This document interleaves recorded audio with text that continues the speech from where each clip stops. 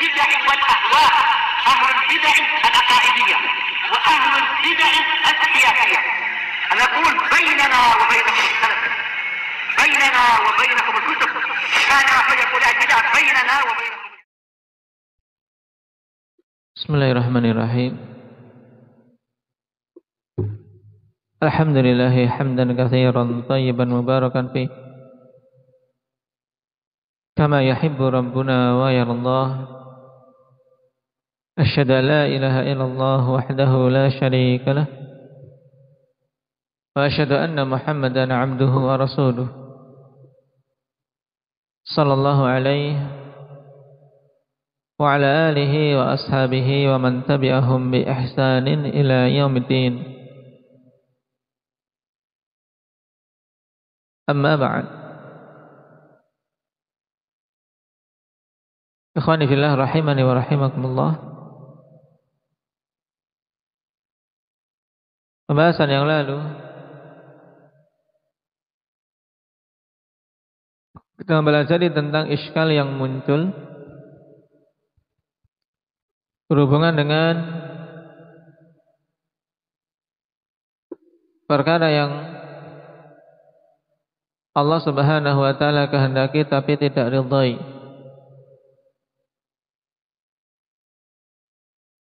Bagaimana sesuatu terjadi di jagat raya ini dalam keadaan Allah Subhanahu wa taala tidak meridhai dan tidak mencintainya. Nah, dan dalam masalah ini kemarin ditegaskan oleh Imam Ibn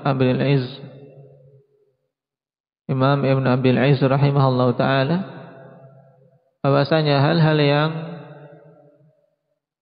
Allah Subhanahu wa ta'ala kehendaki terjadinya ini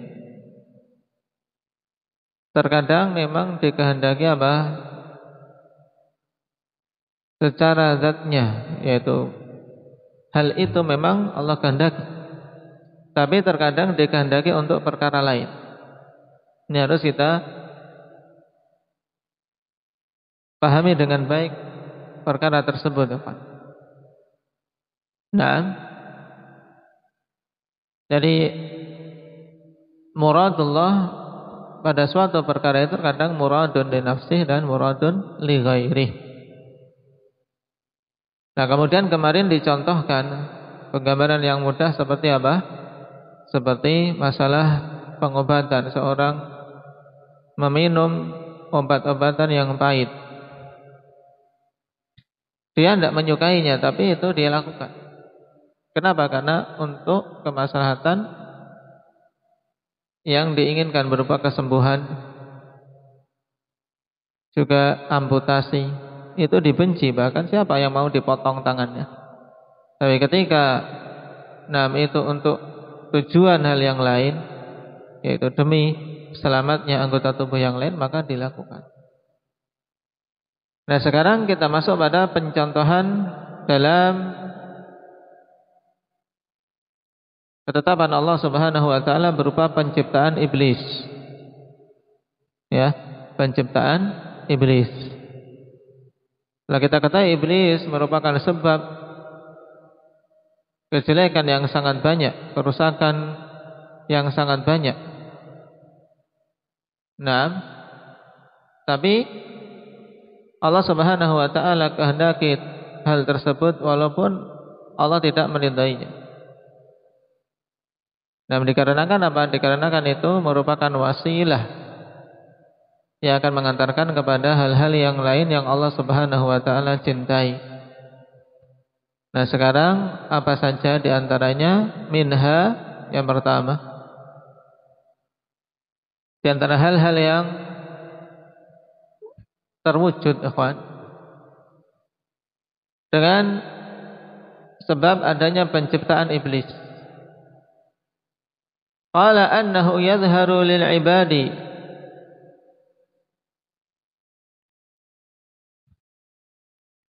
atau annahu yudhiru lil ibadi qudratar rabbi ta'ala ala khalqil mutadaddat al mutaqabilat. bahwasanya hal tersebut menampakkan bagi hamba-hamba qudratar Rabbi Ta'ala, qudrah Allah Subhanahu wa Ta'ala, untuk menampakkan kemampuan Allah Subhanahu wa Ta'ala dalam apa? Ala khalqil mutadaddat wal mutaqabilat. Nah, atas penciptaan hal-hal yang saling bertentangan dan berlawanan.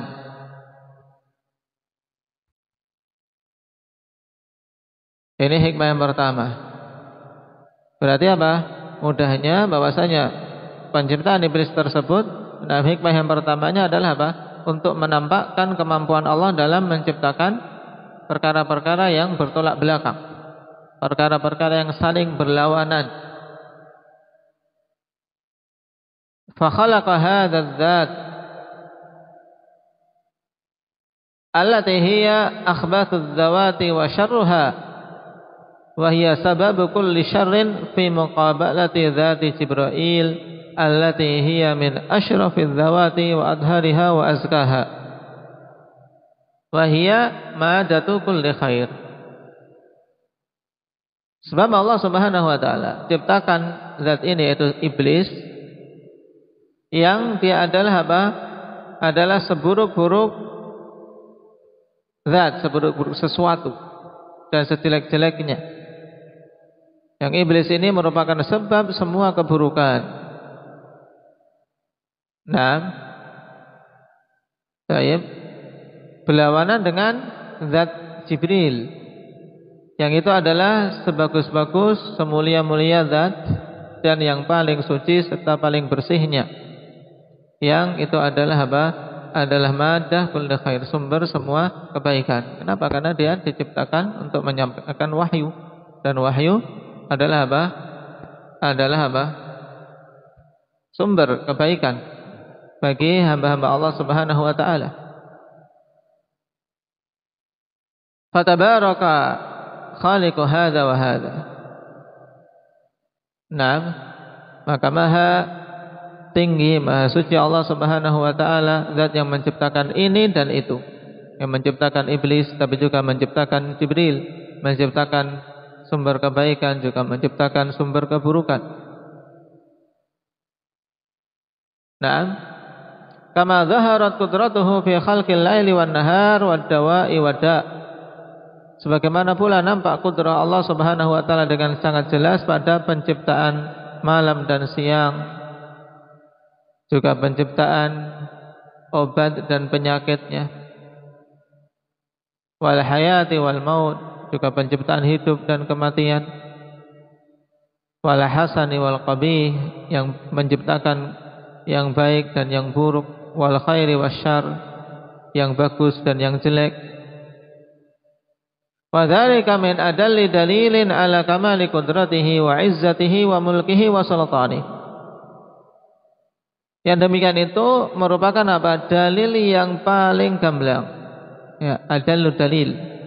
Ya, dalil yang sangat jelas, dalil yang sangat gamblang, tidak bisa diingkari lagi, yang menunjukkan tentang kesempurnaan kudrah Allah serta kemuliaannya dan kekuasaannya. Fa innahu khalaqa hadhil mutadaddat wa qabala ba'daha bi ba'din. Sebab sesungguhnya Allah Subhanahu wa Ta'ala telah menciptakan hal-hal yang saling apa? Bertolak belakang ini. Dan apa? Dan sebagiannya berlawanan dengan sebagian yang lain. Itu semuanya Allah yang menciptakan. Wa ja'alaha mahala tasarrufihi wa tadbirihi. Dan Allah Subhanahu wa Ta'ala jadikan itu sebagai apa? Tempat di mana Allah Subhanahu wa Ta'ala atur, ya, tempat pengaturannya. Fa khuluwul wujudi an ba'daha bil kulliyah ta'tilun li hikmatihi wa kamali tasarrufihi wa tadbiri mamlakatihi. Maka kosongnya keberadaan sebagian hal tersebut secara keseluruhan Misalnya apa? Tidak ada kebaikan atau tidak ada keburukan, semua baik, tidak ada yang buruk. Nah, ya kosongnya sebagian secara totalitas. Maka ini akan apa? Menghilangkan hikmah Allah Subhanahu wa taala dan menghilangkan kesempurnaan pengaturan Allah Subhanahu wa taala di dalam kerajaannya. Nah, ada obat, ada penyakit, tidak akan nampak kemanfaatan obat kalau tidak ada apa? Tidak ada penyakitnya. Taib dan seterusnya. Ini hikmah yang pertama. Intinya apa tadi? Kasyfi hikmah yang pertama.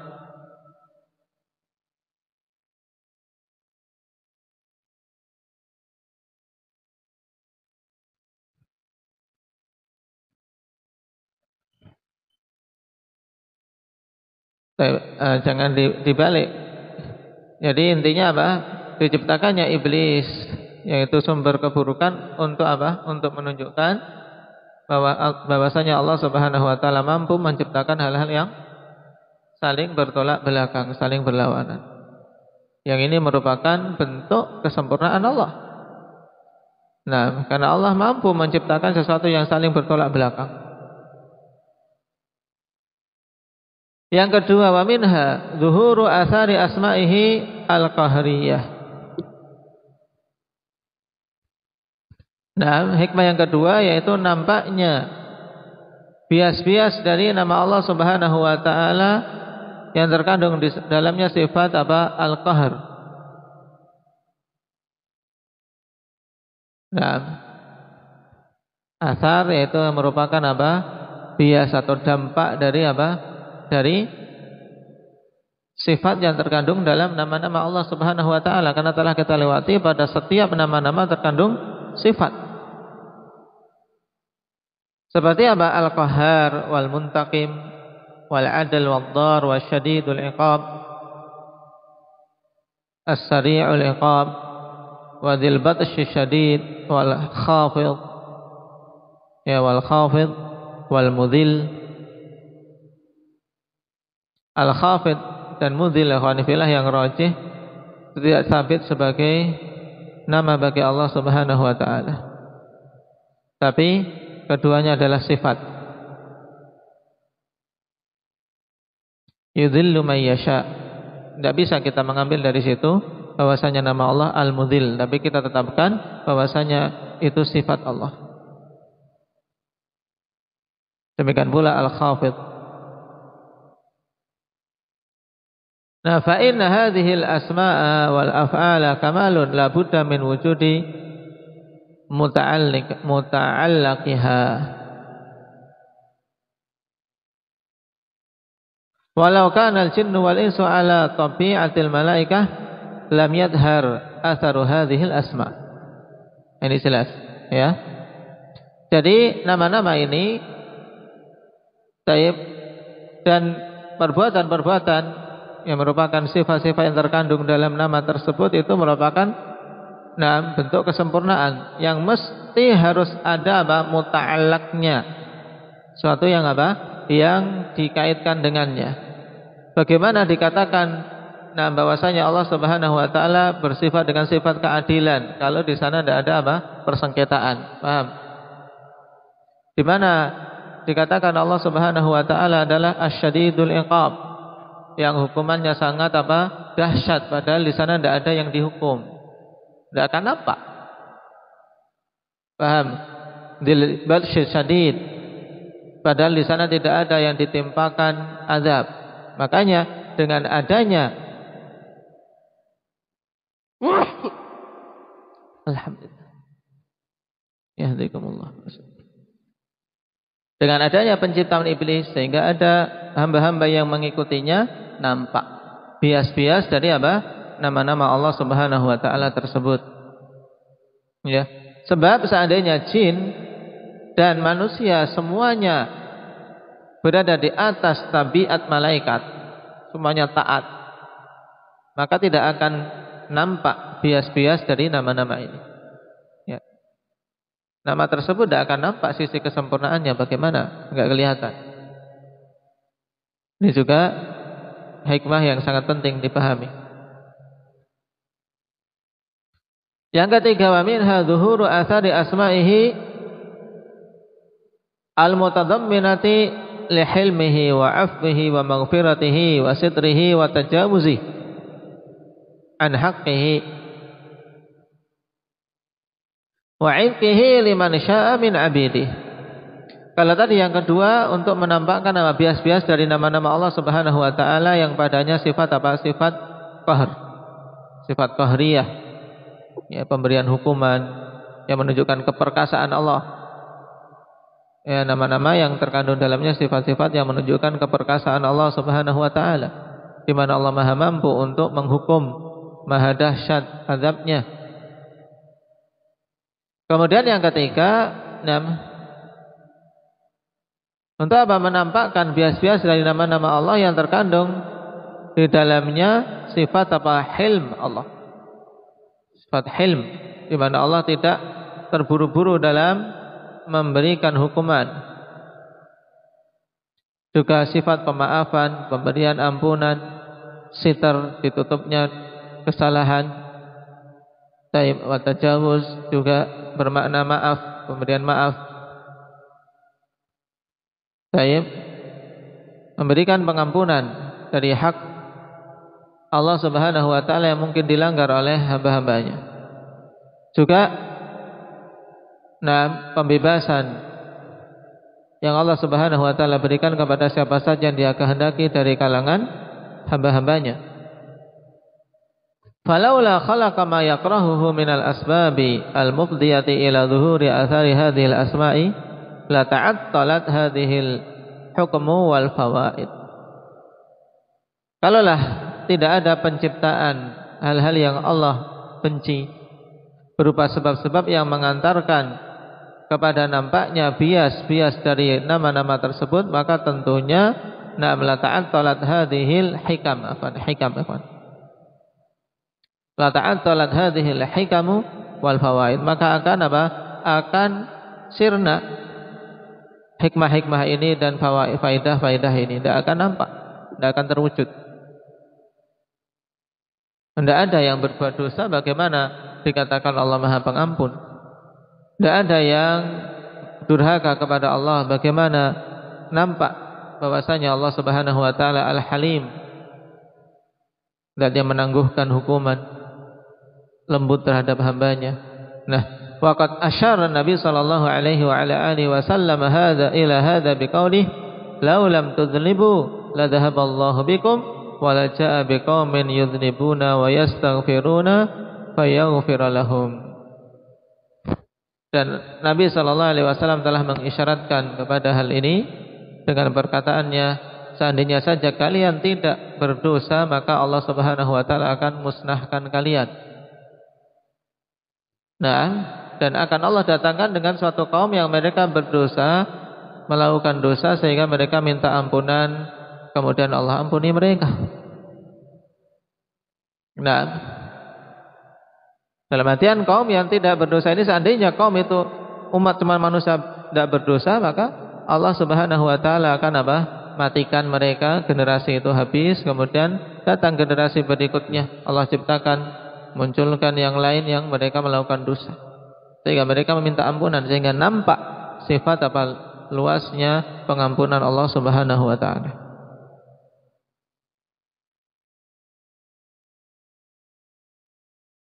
Wa minha zuhuru athari asma'il hikmati wal khibrah. Hikmah yang keempat yaitu nampaknya bias-bias dari nama-nama Allah Subhanahu wa taala yang terkandung dalamnya penetapan hikmah dan khibrah, yaitu ilmu, pengetahuan terhadap hamba-hambanya, mengetahui semua apa yang dilakukan hamba. Fa innahul hakimul khabir, sebab Allah Subhanahu wa taala adalah al-hakim al-khabir, dan yang maha bijaksana, semuanya mesti ada hikmahnya dari hal-hal yang Allah tetapkan, dan al-khabir, dan yang mengetahui segala sesuatu yang nampak maupun tersembunyi. Alladzi yadha'ul asya'a mawadhi'aha, zat yang meletakkan semua perkara pada tempatnya. Naam. Wa yunazzilu manazilaha la'iqata biha, dan Allah Subhanahu wa taala turunkan masing-masingnya pada tempatnya yang pantas. Fala yadha'u syai'a fi ghairi mawdhi'ihi wa la yunazziluhu fi ghairi manzilatihi allati yaqtadiha kamalu ilmihi wa hikmatihi wa khibratihi. Sehingga Allah Subhanahu wa taala tidak akan meletakkan suatu perkara pada selain tempatnya. Tidak pula akan menurunkan suatu perkara pada selain kedudukannya, yang merupakan konsekuensi dari ilmu Allah serta kebijaksanaan dan pengetahuannya. Karena semakin sempurna ilmu, semakin tepat dalam meletakkan. Ini semakin tinggi ilmu, semakin tepat dalam meletakkan perkara-perkara, dan Allah Subhanahu wa taala zat yang maha berilmu. Maka mesti hal-hal yang Allah tetapkan itu tepat ya pada tempatnya. Kezaliman, ketidaktepatan dalam keputusan, ketidakcocokan dalam menempatkan itu karena kan kurangnya ilmu, kurangnya kebijaksanaan. Dan ini jelas tidak ada pada Allah Subhanahu wa taala sifat kekurangan tersebut. Fa huwa a'lamu haitsu yaj'alu risalatah. Sebab Allah Subhanahu wa taala Maha mengetahui di mana Dia meletakkan risalahnya, kepada siapa mau diembankan. Wa a'lamu biman yasluhu liqabuliha wa yashkuruhu ala intihaiha ilaih.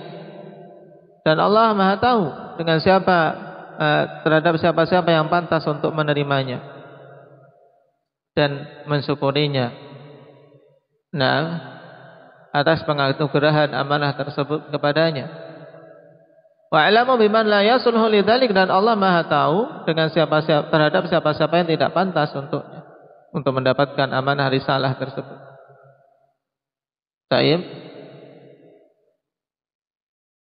Falau qaddira adamul asbabil makruhati la ta'attalat hikamun katsirah.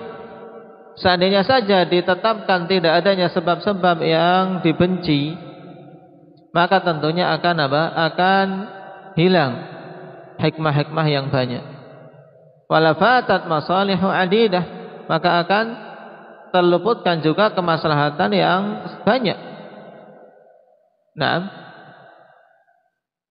Walau uttilat tilkal asbabu lima fiha minasyarri la ta'attala al-khairu alladhi huwa a'zamu minasyarri alladhi fi tilkal asbab.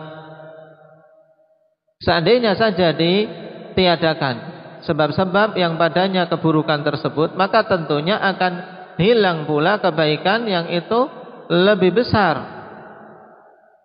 ya, lebih besar, lebih agung faedahnya daripada keburukan yang ada pada sebab-sebab tersebut. Paham? Ini kalimatnya sangat gamblang. Seandainya sebab-sebab keburukan dihilangkan, maka kebaikan yang diharapkan dengan adanya keburukan itu pun akan akan hilang, tidak akan terwujud. Wa hadza kasyamsi wal matari wariyah. Ini seperti ibaratnya seperti matahari, kemudian hujan dan angin. Perhatikan. Allati fiha minal masalihi ma huwa ad'af ma yahsulu biha minasyarr. Yang padanya kemaslahatan-kemaslahatan yang berlipat-lipat ganda daripada hal-hal yang dimunculkan dengan sebabnya berupa keburukan. Panas, gerah ketika matahari terik. Demikian pula hujan. Tapi matahari kemanfaatannya jauh lebih besar daripada kemadaratannya. Demikian pula hujan, yang dengan sebab itu bumi menjadi hidup. Dalam artian bisa tumbuh berbagai macam tumbuhan padanya. Demikian pula angin dan seterusnya. Nah, jadi kesimpulan dari hikmah yang keempat ini untuk menampakkan bias-bias dari nama-nama Allah Subhanahu wa taala yang terkandung di dalamnya sifat hikmah dan ilmu. Karena tanpa ada keburukan, bagaimana nampak sifat kebijaksanaan? Bagaimana nampak sifat ilmu Allah Subhanahu wa taala? Dan ini jelas pada manusia saja, ikhwan. Kebijaksanaan nampak ketika ada berbagai macam problematika. Ketika ada benturan-benturan yang baik dan yang buruk. Demikian pula ilmu. Ilmu seseorang akan nampak ketika menghadapi fitnah, menghadapi masalah. Baik. Ini hikmah yang keempat. Yang kelima, wa minha husulul ubudiyyatil mutanawwi'atil lati laula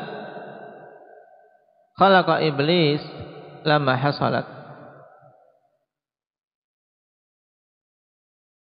Padanya apa? Terwujudnya ubudiyah yang bermacam-macam. Karena peribadatan itu bermacam-macam dan terwujudnya berbagai macam jenis-jenis peribadatan itu, nah termasuk di antara salah satu hikmah penciptaan iblis. Yang seandainya saja Allah tidak menciptakan iblis, maka tidak akan terwujud.